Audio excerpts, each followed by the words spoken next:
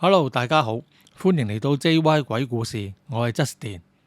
嗱，咁今次咧會同大家講一個題目咧，就係大家多多少少咧可能曾經都會聽過噶啦。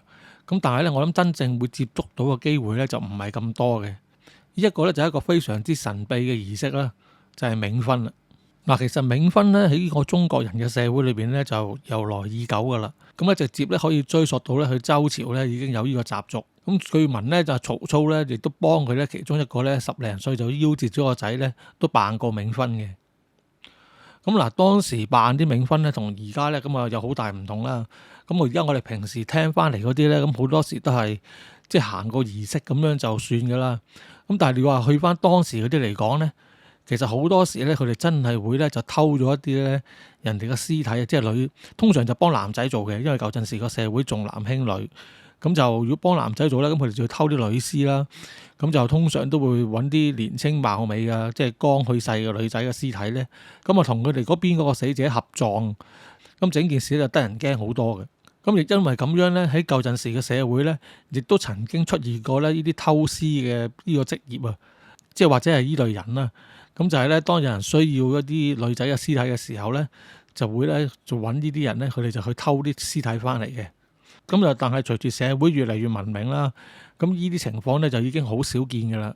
嗱，咁啊以我哋而家現代社會咧普遍聽翻嚟嘅咧，咁都係一啲做下儀式多啦。咁其實主要咧就會分為咧就係先人同先人啦，同埋先人咧同一啲生人咧做嘅。咁啊最普遍嘅通常聽嘅都係即係過咗身嘅人同過咗身嘅人做。咁個情況會係點咧？咁通常咧就係一啲過咗身嘅人咧，佢就會報夢俾屋企人，咁就話佢咧就識咗個女仔啊或者男仔啦，咁就話情投意合，咁就要幫佢哋咧就辦翻場嗰啲冥婚嘅法事啦。咁通常咧啲家人咧都會即係半信半疑啊，即係都即係叫佢哋去女家入邊提親咧，都唔係咁夠膽，因為咧你無端端咁走去人哋屋企咧，分分鐘俾人鬧噶嘛。咁但係咧喺大多數嘅情況裏邊咧，就係咧啲男方嘅家人去到女方嗰度咧，啲女方嘅家人咧竟然已經知道呢件事。咁原因咧就係因為咧個女仔嗰邊啊，亦都有報夢俾佢屋企人聽。咁啊去到咁嘅情況啦，即係經過交叉驗證啦，咁啊成件事啊真實好多啦。咁通常咧，咁佢哋都會真係就照樣咁樣舉辦咗一場咁啊冥婚嘅婚事啦。咁而另外啦，咁除咗先人同先人之外咧，偶爾咧都會有先人同埋生人嘅，即係死者同呢個生嘅人咧都會有一個冥婚嘅情況。咁但係呢啲情況咧就較為少有。咁通常咧都可能係譬如話一對情侶，佢哋已經係即係有咗婚約在身㗎啦。咁可能其中一方咧就唔好彩，咁就即係仙遊咗啦。咁另一方咧就即係好睇個人嘅。咁如果佢真係用情好深嘅，咁可能佢會守翻嗰個信約咧。咁就去同嗰個女仔咧，真係會辦一場咁嘅婚事，咁啊叫做俾翻一個名分佢啦。咁另外有一種咧，就係咧，其實聽起上嚟都幾匪夷所思嘅。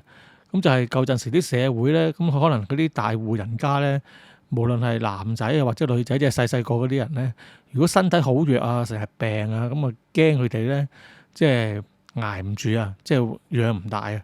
咁好多時咧都會同佢哋辦下冥婚嘅喎。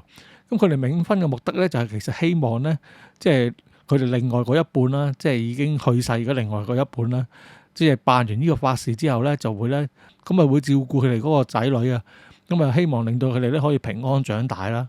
咁啊而除此之外咧，就喺早年啦，就喺台灣，咁啊主要都係台中同埋台南嘅地方啦，台北就較少見嘅，亦都有一種咧招冥婚嘅情況。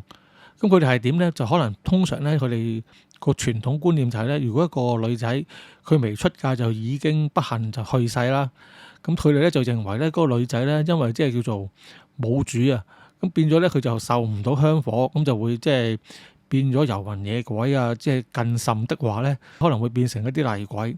咁所以為咗即係平息翻佢呢樣嘢咧，咁佢哋都會咧幫個女仔咧就揾翻個生人嘅男仔咧嚟同佢進行冥婚嘅。咁但係咧佢哋進行嘅方法咧就非常之特別嘅喎。咁我哋之前頭先講開嗰啲啦，都係大家你情我願，即係大家都知道成件事嘅來龍去脈咁樣噶啦。咁啊即係大家都有個共識，咁就去做啦。但係咧喺佢哋當地嗰個習俗咧就好奇怪嘅。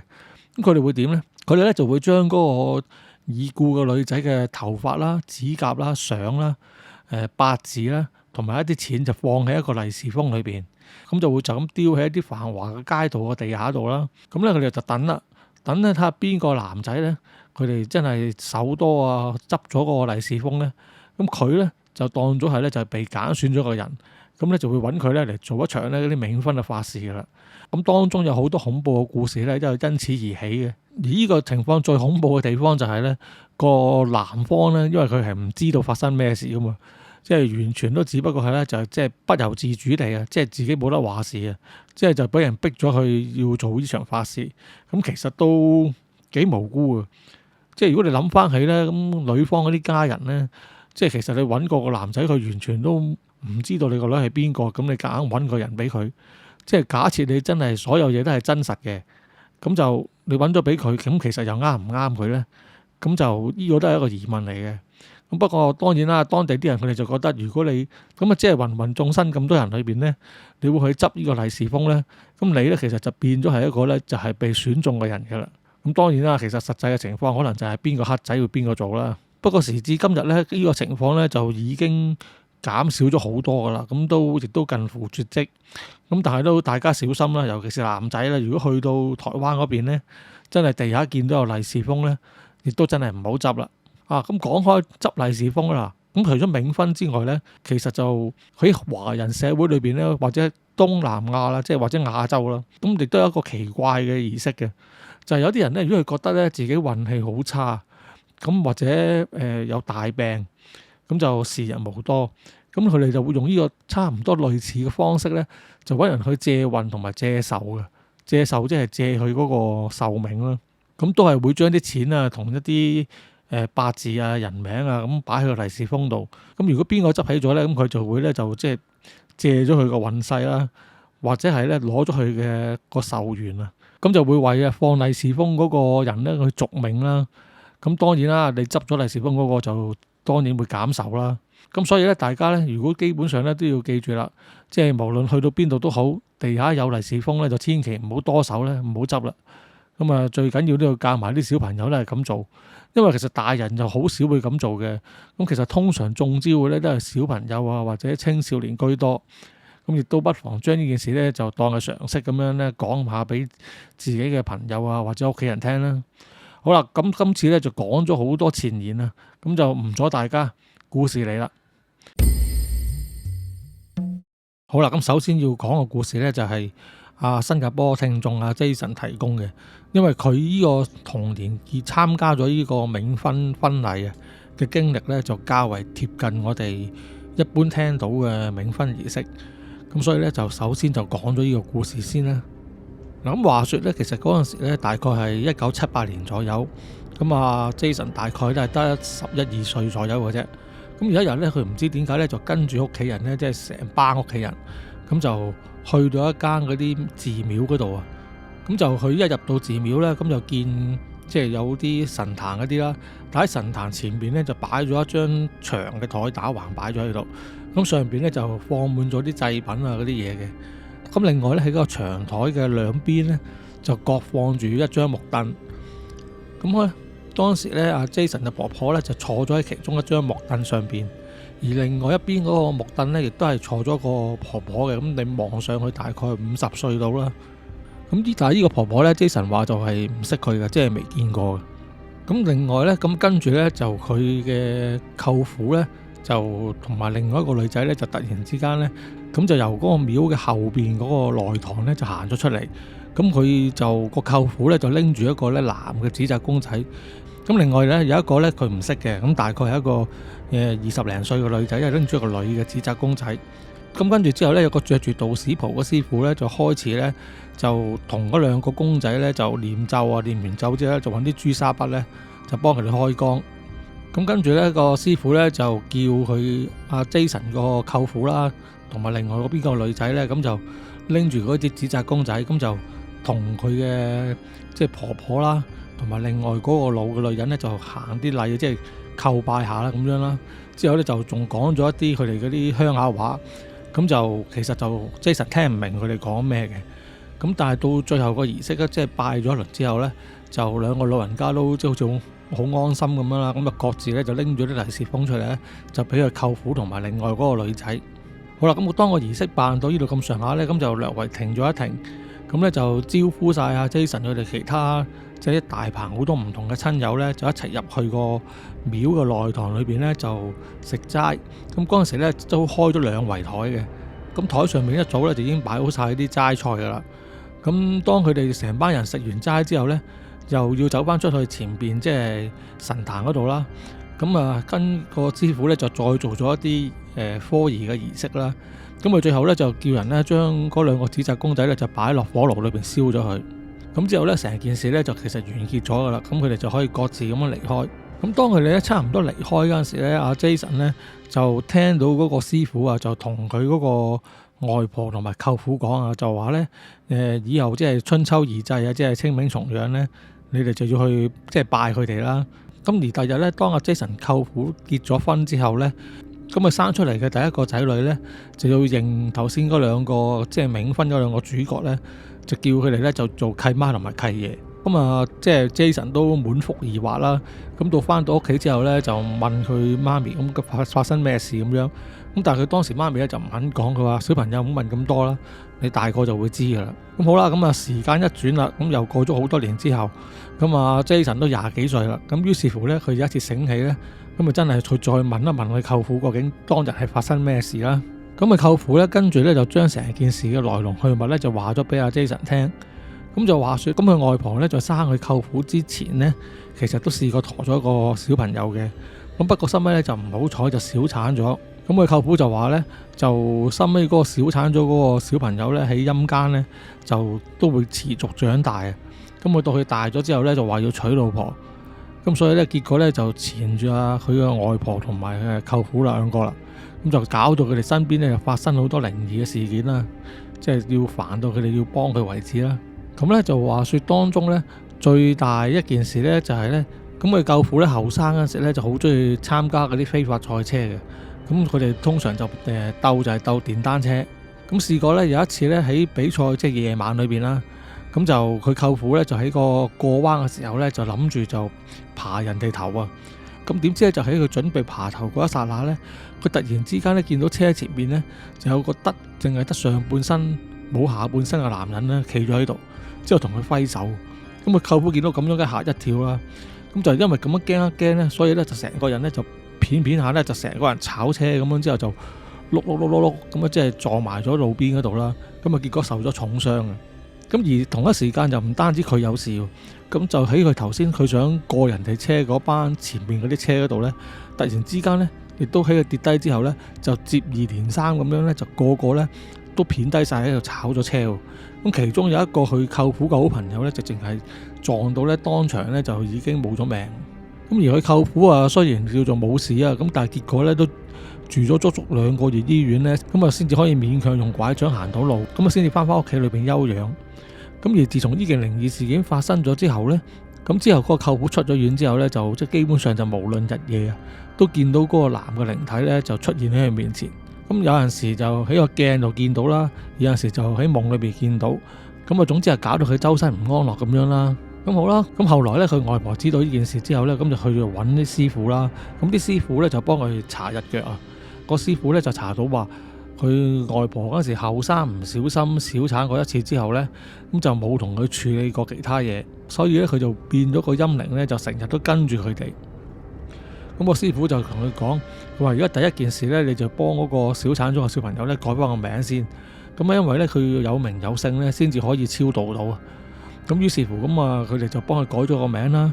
咁之後就做咗啲超度嘅法事。咁大家諗住就咁啊，應該成件事就即係結束啦，應該可以搞掂啦。但係咧唔知點解咧，嗰個舅父咧仲係成日咧都見到嗰個靈體，都依然係冇走到。咁啊，外婆即刻又翻去揾翻個師傅就問啦，佢話：喂，師傅，我哋搞咗咁多嘢噶咯，點解佢仲成日喺度纏住佢個仔嘅？咁之後個師傅就話啦，佢話咁樣其實應該就唔會再纏住你噶咯。佢話如果再係咁纏住你的話咧，可能問題有啲奇怪。咁啊，不如你揾個問米婆問一問他究竟發生咩事啦。咁好啦，咁收尾啊，Jason外婆經過一番轉折之後咧，就揾到個朋友介紹咗個問米婆俾佢識啦。咁就用翻佢之前幫佢改嗰個名，就即係叫咗佢上嚟啦。咁咧佢收尾咧就真係叫咗上嚟嘅。咁第一時間見到佢外婆就已經嗌佢阿媽噶啦。咁佢外婆咧即係雖然係老人家，但係都醒嘅，其實都問咗好多啲唔同嘅問題，即係佢屋企啲嘢啦，即係試一試嗰個問米婆係真定係假嘅。咁但係咧佢話上咗嚟嗰個靈體咧就真係可以答到晒佢問嗰啲問題，咁就肯定係即係真係之前嗰個小朋友嚟噶啦。咁一去到佢外婆證實咗之後咧，即係未證實係由自可。咁佢一證實咧，佢外婆咧就即刻咧就好嬲，咁又問即係就同嗰個男仔講，即係嗰個小產咗嗰個小朋友，你有冇搞錯啊？你兄弟之情你都唔掂，喂，你嗰個你細佬嚟嘅喎，你做乜搞到佢發生意外啊？你有咩咁大件事？你有咩需要咪出聲咯？你唔使做埋啲咁嘅嘢啊！咁之後咧，嗰個上咗嚟嗰個即係嗰個靈體咧，就同佢講，即係一面委屈咁樣。佢話唔係啊，我唔係害佢啊，其實我係救咗佢嘅。之後佢就慢慢咧就將件事講翻出嚟啦。咁佢就話咧，其實嗰晚賽車咧，其實喺舅父之前嗰堆車再前啲嗰條路度咧，就唔知因為發生咩事，就有好多機油喺地下嗰度。咁即係如果當時佢舅父爬頭即係快過嗰啲車之後咧，佢就會衝向嗰啲機油度。咁嗰陣時候咧，佢就會咧即係出意外咧就冇命噶啦。咁啊，所以當時佢先至現身咧，就即係阻一咗佢舅父啊，等佢舅父炒咗車就唔好爬頭成功。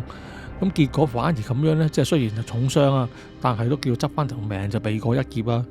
咁啊好啦，咁 Jason 外婆聽到佢個靈體咁樣解釋之後咧，就開始冇咁嬲啦。咁但係咧，佢諗多兩諗咧，佢又唔係喎。佢話：喂，咁其實我已經揾師傅幫你做咗啲法事，即係俾晒啲嘢你噶啦。咁你做乜唔好好地去投胎？你仲要搞住你細佬啊？你而家成日都出現喺佢度咧，你咁嚇死佢嘅喎。咁之後咧，嗰個靈體就講啦，佢話我咁出現咧，其實就係想你哋幫一幫忙。咁佢就同個外婆講，佢就話咧，而家佢就大個咗啦，咁佢喺下邊咧就識咗個女仔，咁啊兩個情投意合就諗住結婚。咁之後咧，佢就噏出咗嗰個女仔個名，同埋俾咗個地址佢，咁就叫佢咧幫佢去咧即係提親啊，即係去人哋屋企女方嗰度提親。佢話你去到之後咧，你就知道會點樣噶啦，咁你跟住程序做咁就得噶啦。咁之後咁啊個靈體就走咗啦。咁之後啊個外婆之後離開嗰個問米婆之後，嗰度心諗啦，拎住嗰個人名同地址，話咁死咯喂，三唔識七你走去揾人哋，人哋點會信你啊？實俾人鬧噶喎。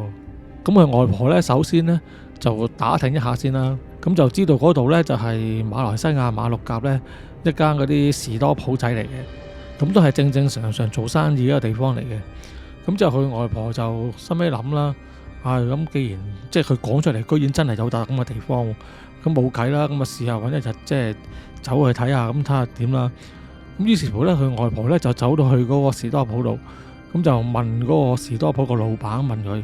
你係咪個乜乜乜，即係嗰個女方啦？個名講出嚟之後，話你係咪佢哋屋企人啊？咁之後嗰個老闆咧即刻咧就放低手上面啲嘢望住佢，佢話係啊，你點知道啊？發生咩事啊？咁之後咧，外婆咧就同佢講，佢即係其實都有啲勉為其難啊，即係難以啟齒咁樣。咁啊，同佢講，佢話嗱，其實係咁嘅，係我個仔咧叫我嚟咧同你哋提親嘅。咁就因為佢個仔咧亦都唔喺度啦，咁就佢話咧就同你哋個女邊個，咁就諗住搞一頭婚事。咁之後佢講完之後咧，咁喺士多鋪裏邊另外一個老太太啦，咁嗰個應該就係嗰個女仔個媽咪嚟嘅。咁啊走出嚟同阿外婆講，佢話你係咪乜太太啊？之後阿婆婆話係啊，你點知道我姓咩噶？之後跟住嗰個老婆婆就講啦，佢話係因為咁嘅，前幾日咧我個女咧都報夢俾我。就話呢幾日咧會有人嚟幫佢提親咧，咁啊叫我哋幫佢咧就搞場婚事噶啦。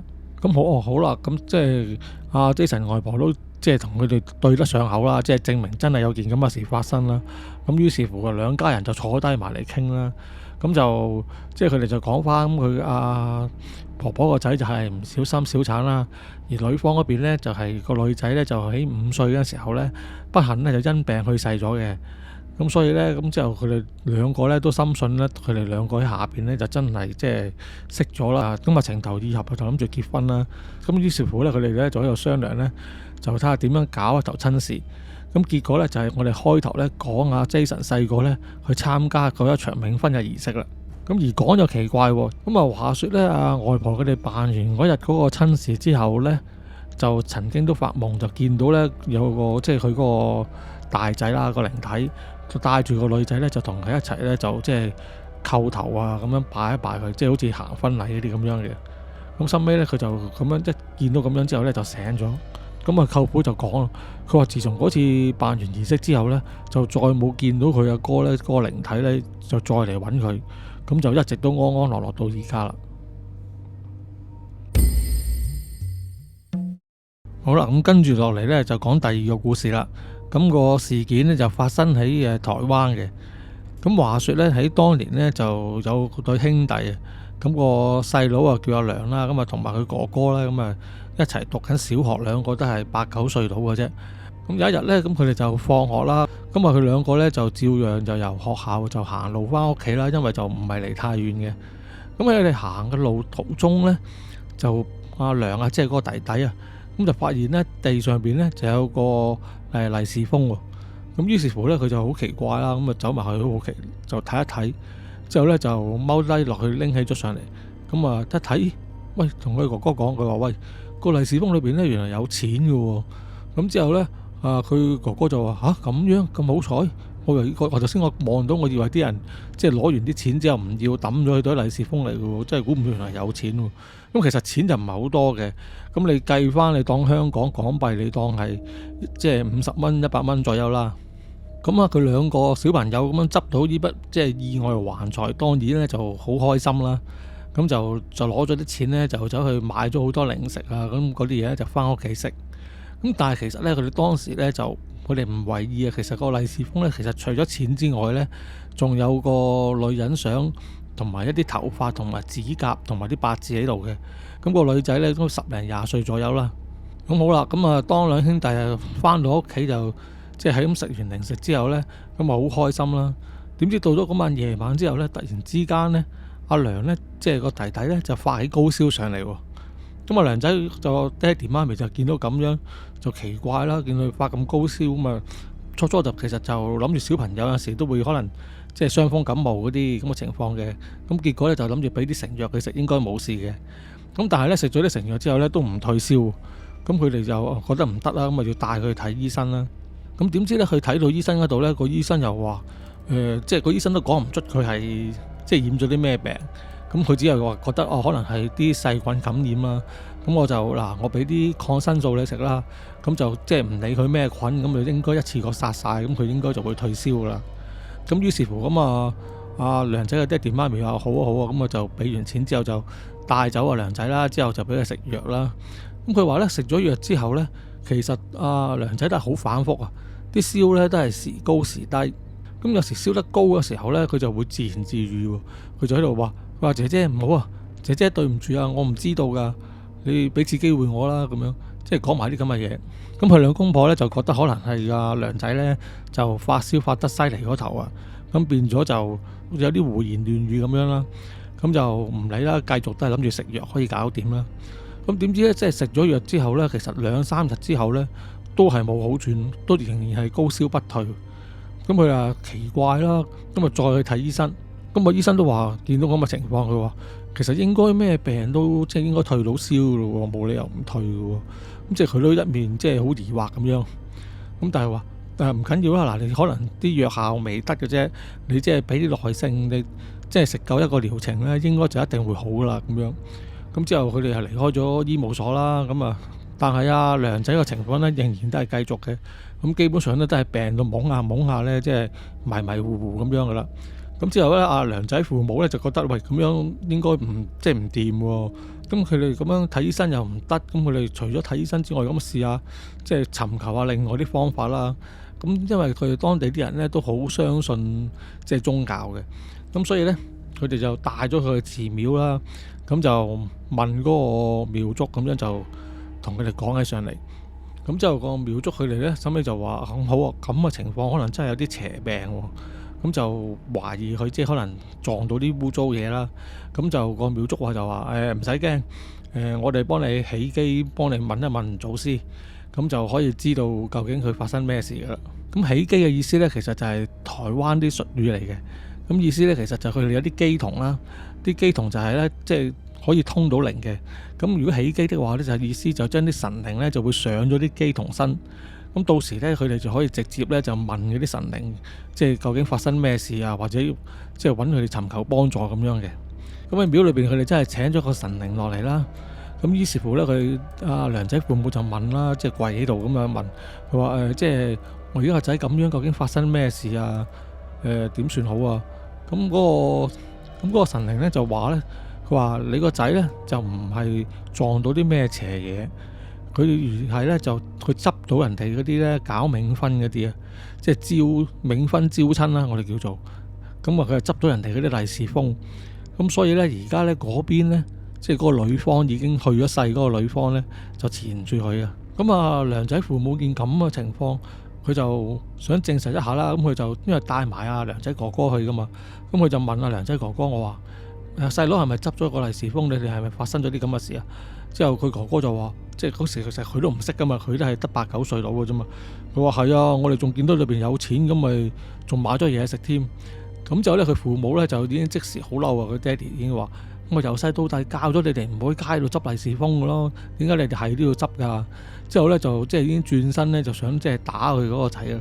咁點知咧就俾嗰個乩童咧撳住，咁就佢就同阿良仔個爸爸講，佢就話冇用嘅，即係你細路仔嚟啫，佢哋唔識嘢啫。你而家怪責佢哋都冇意思嘅。佢話呢件事都唔係冇得搞嘅。咁既然你哋都冇意思，真係會搞呢頭婚事咧，咁就我會叫佢哋幫你搞佢噶啦。咁應該就冇乜嘢問題嘅。咁於是乎咧，嗰個乩童咧就同嗰個廟祝嗰啲咧就吩咐咗一啲嘢。咁吩咐完之後咧，就見嗰個乩童咧就坐翻喺張凳度，咁啊垂低個頭，垂低隻手，之後咧就即係嗰個神靈就走咗啦。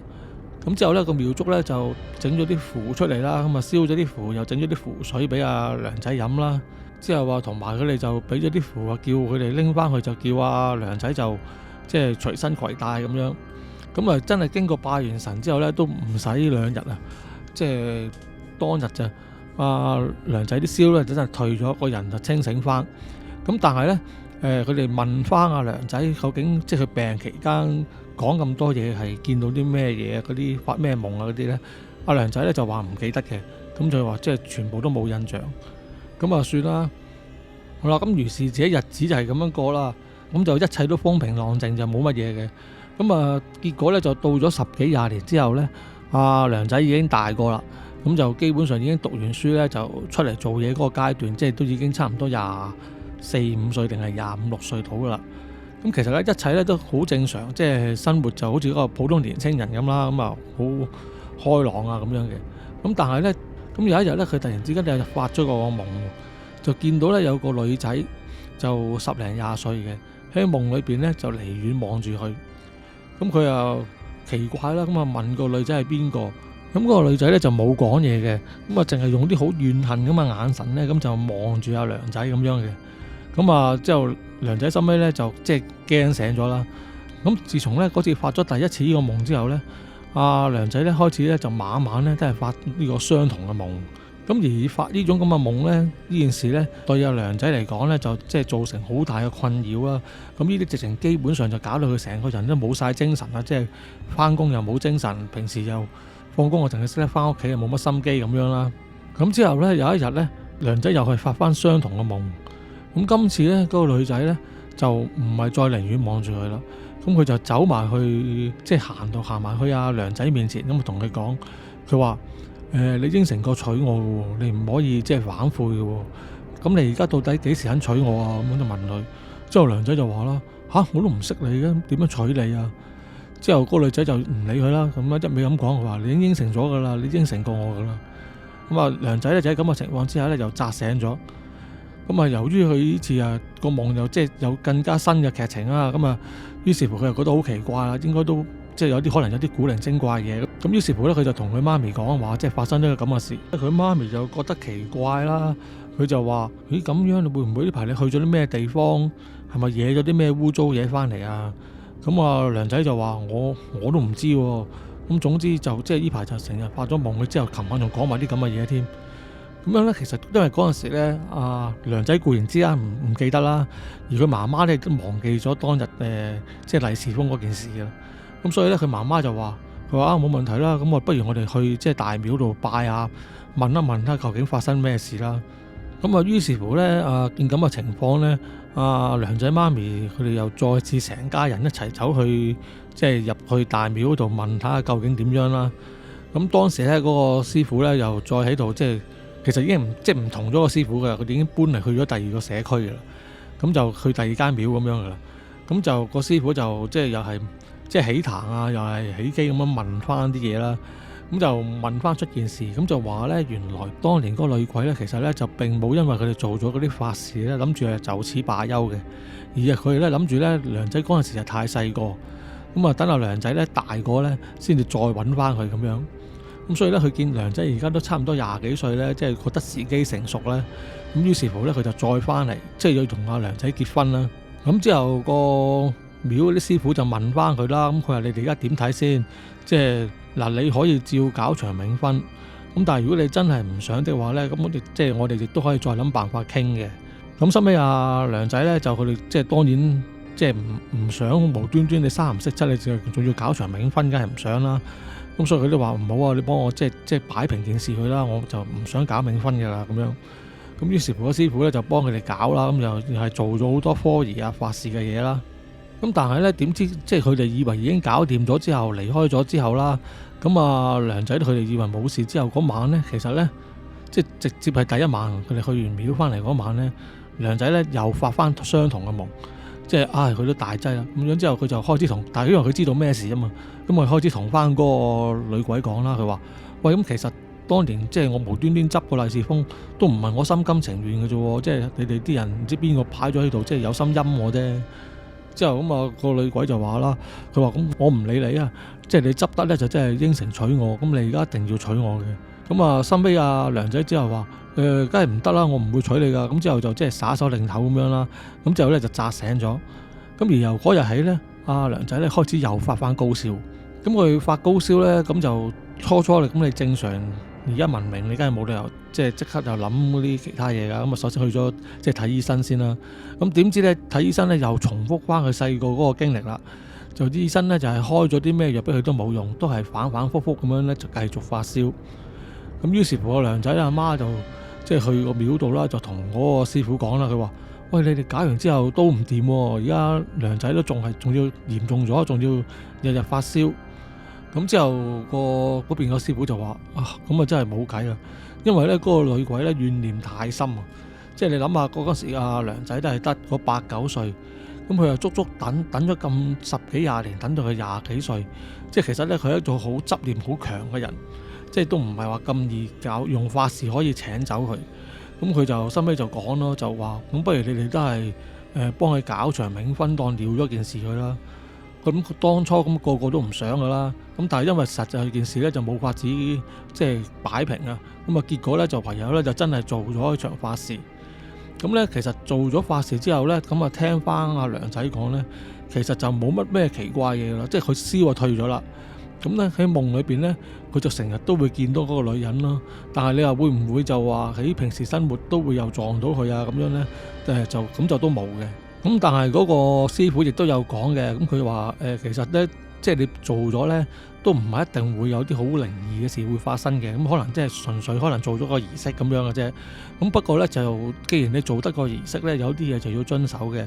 咁就係咧，當阿梁仔第二日他朝又拍拖結婚嘅時候咧，你就要問翻嗰個女鬼，即係話我而家即係喺度識咗個女仔啦，要結婚啦，咁你有冇問題啊？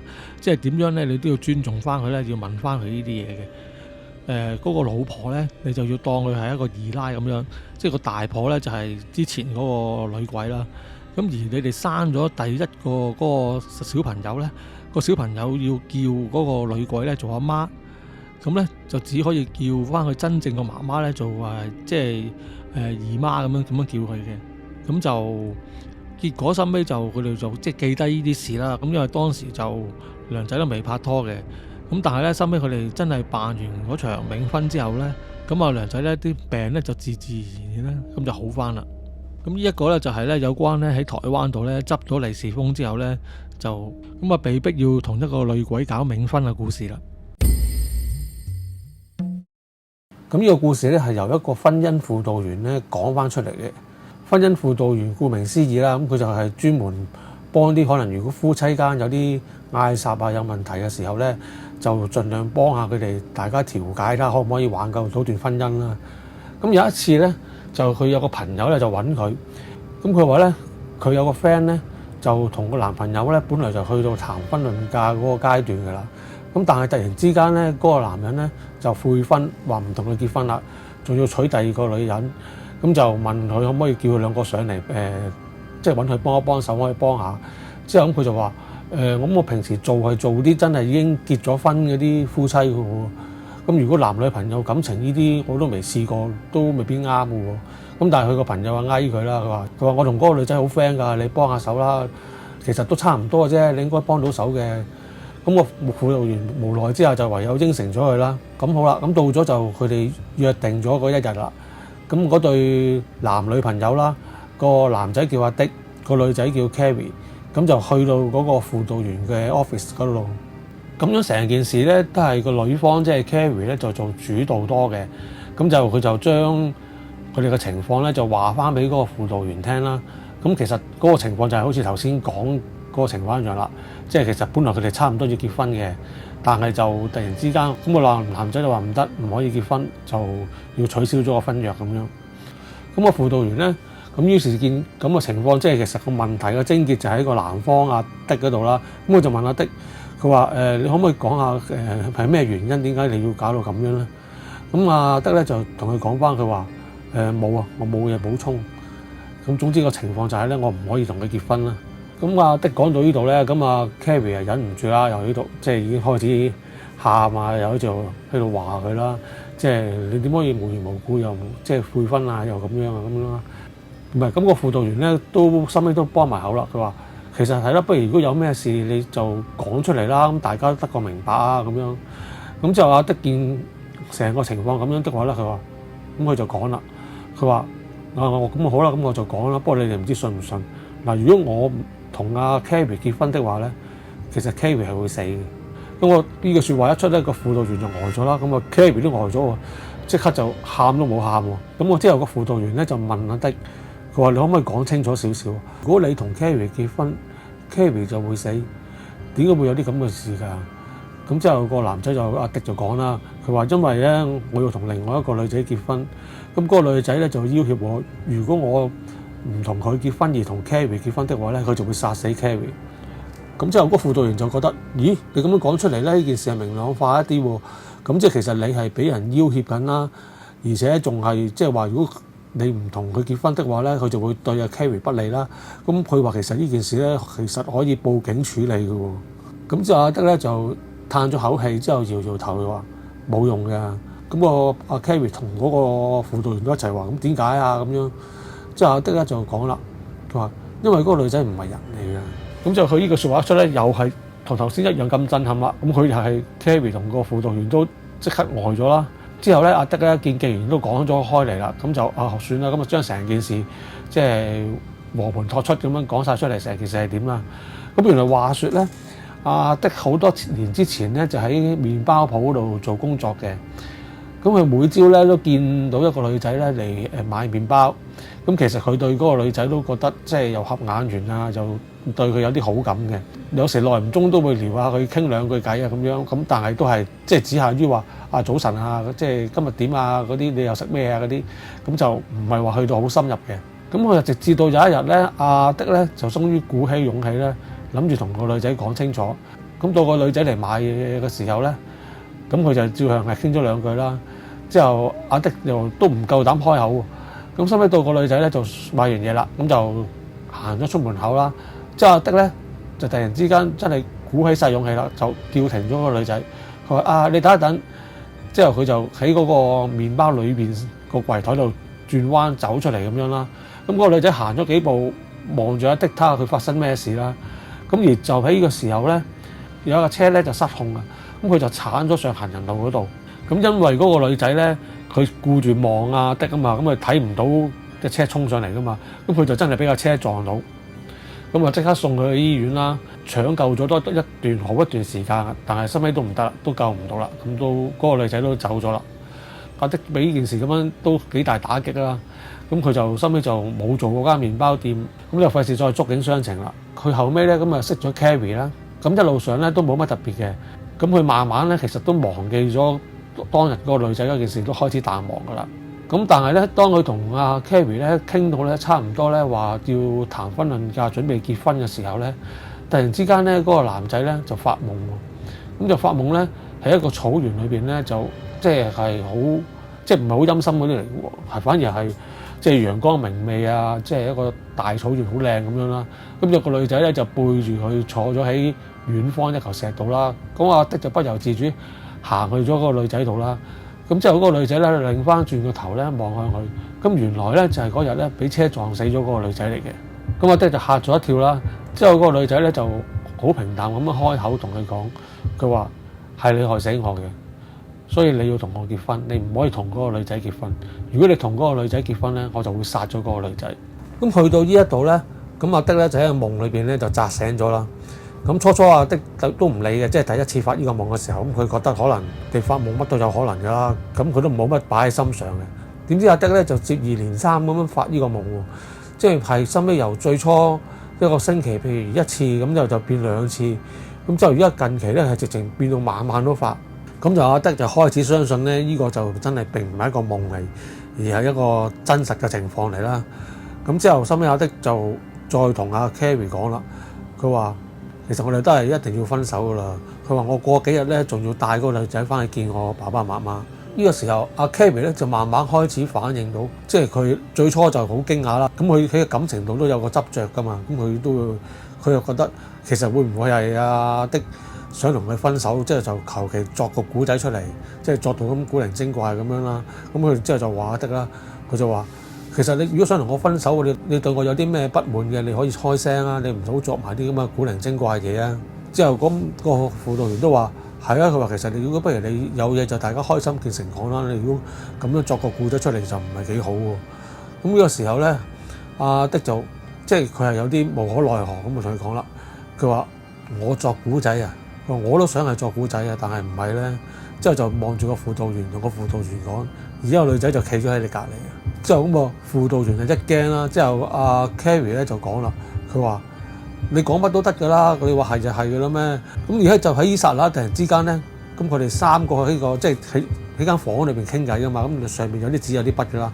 咁嗰個輔導員嗰支原子筆咧，就突然之間咧喺張台上面咧喺度轉圈，係冇人即係冇風吹冇人喐佢喎。之後轉下突然之間噗一聲，成支筆咧企直咗喺度，即係個筆面就掂住個台面，個筆尖就向上咁樣定咗喺度啦。